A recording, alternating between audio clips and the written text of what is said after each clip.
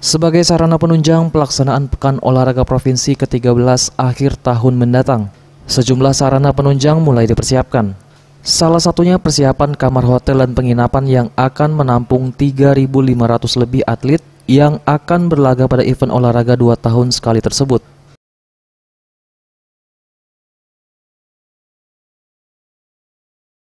KONI Kabupaten Oku saat ini sudah mendata sebanyak 1.300 kamar hotel dan penginapan di Oku yang nantinya bisa digunakan seluruh kontingen Porprov. Ketua KONI Kabupaten Oku Supriyadi Yazid mengungkapkan, saat ini selain sarana olahraga pihaknya juga sudah menyiapkan sarana pendukung lainnya, yakni tempat penginapan dan hotel untuk kontingen Porprov. Selain itu, lebih dari 300 kendaraan roda 4 juga sudah didata dan bisa digunakan pada pelaksanaan Porprov nanti.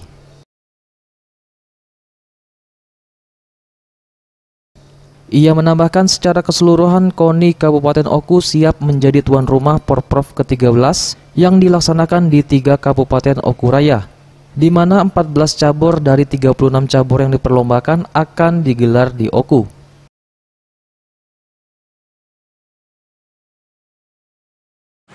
Di penginapan itu, kalau penginapan hotel dan mes itu sudah kita data.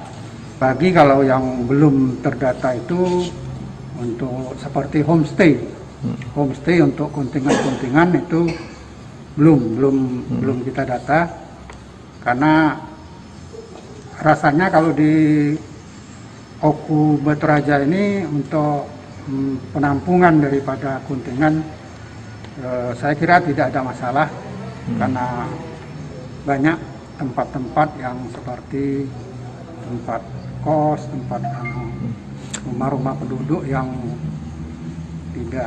belum termanfaatkan itu banyak di Batu Raja ini.